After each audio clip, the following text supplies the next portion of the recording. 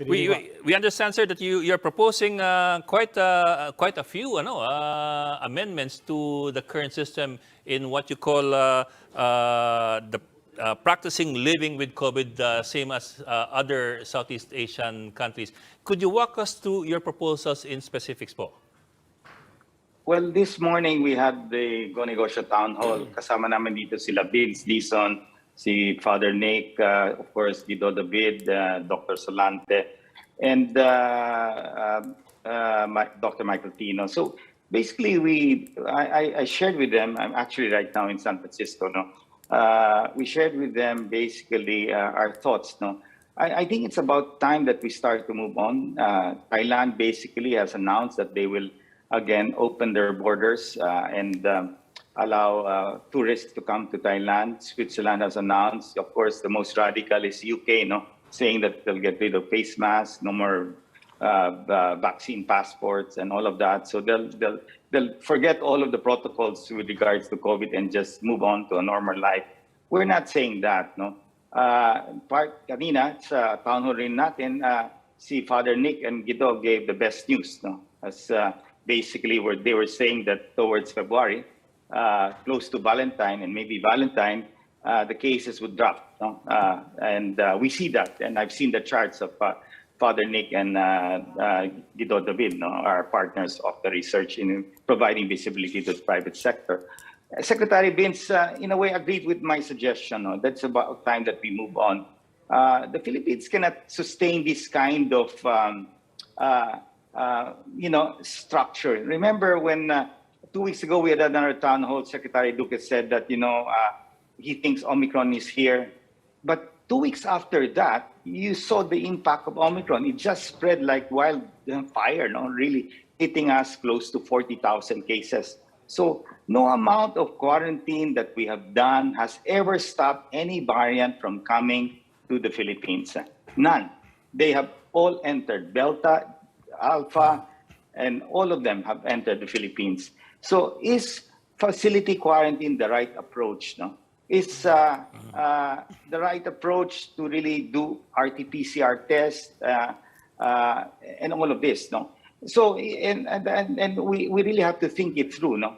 What the most important thing right now is that vaccines are the ones protecting our people from severe infection and death. No, and I think that doesn't change the equation.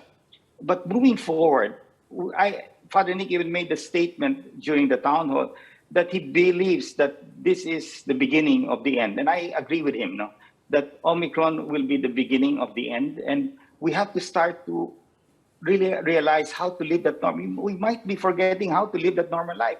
The tourism sector has been shut down for basically 2 years. No? Yeah. How long can people in this business sector continue to sustain their obligations to the banks by accumulated loans? I think, Mr. Concepcion, I just want to know, how confident, how solid are we on what you just said, that quarantine facilities for inbound travelers have not really kept anything out. I know Omicron is different. Iba talaga yung Omicron. But to that point, you mentioned kanina we were at 3 days, then we were at 7, 5, we loosened to 3, then we allowed it to open, then Omicron happened, and then we know what happened. But take Omicron out, and I think, isn't the jury still out on whether or not when it comes to Alpha, to Delta, and to other variants? What's your basis for saying that it did not work for those other variants? Well, for Delta, it didn't work, no? Likewise with Omicron, it didn't work. The cases still came in this country, and so did other countries face a similar situation. So what I'm trying to say here is that when we shift, we do it slowly, no? We brought that down from 7 to 5, then to 3, then it was brought back up to 5, because Omicron was a threat, no? So that continues to remain at 5 for fully vaccinated. What I'm suggesting is that as we reach, we can see now a gradual downward trend of Omicron, that once we get to the lower levels, then we can now bring it back to 3 days and eventually really consider doing away with facility quarantine. And people just come back here, what you call this, they get tested prior to the departure from whatever country, maybe 24 hours before departure, similar to what we are doing right now before going to America. We take an antigen test 24 hours prior to departure. We can do the same thing, no?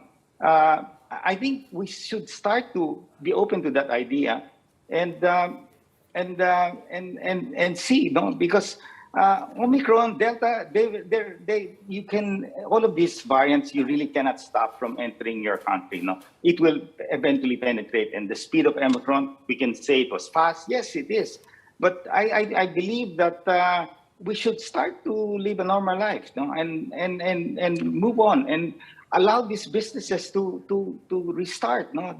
They cannot remain closed for 2 years. That's impossible for anybody to survive. No? Sir, the other aspect is the issue of shifting from facility-based quarantines to home quarantines. Are we ready for home quarantines, considering that, you know, majority of Filipinos don't have multi-room houses, or don't even have a house, a decent house that you might call, a segmented area where you can have somebody isolated for a certain period of time.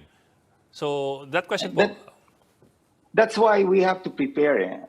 This is the ideal scenario. Now, how do we get there has to be discussed. No? These are concepts, these are ideas.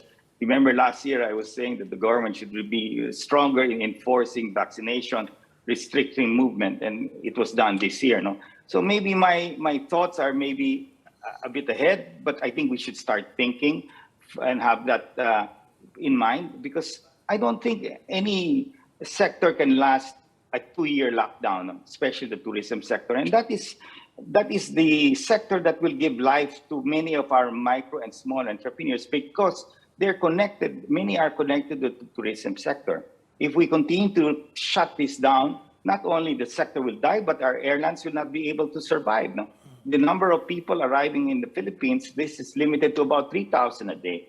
Prior to the pandemic, this was at about 40,000, I'm told, by Philippine Airlines, to 50,000 a day. So we are very far. Now, I'm not saying we open the doors and, everybody come in and, no, I'm saying we do it gradually. We start to plan, we start to think. I'm glad that Secretary Vince Dizon agreed with the thinking process, that we have to start thinking about it, no? We cannot say, okay, no, I won't do it. That's not going to get us anywhere, no? We cannot sustain this kind of funding of all vaccines and medical equipment, etc., endlessly. We really have to get back the economy running so that people can have money to be able to pay for all of these vaccines. No?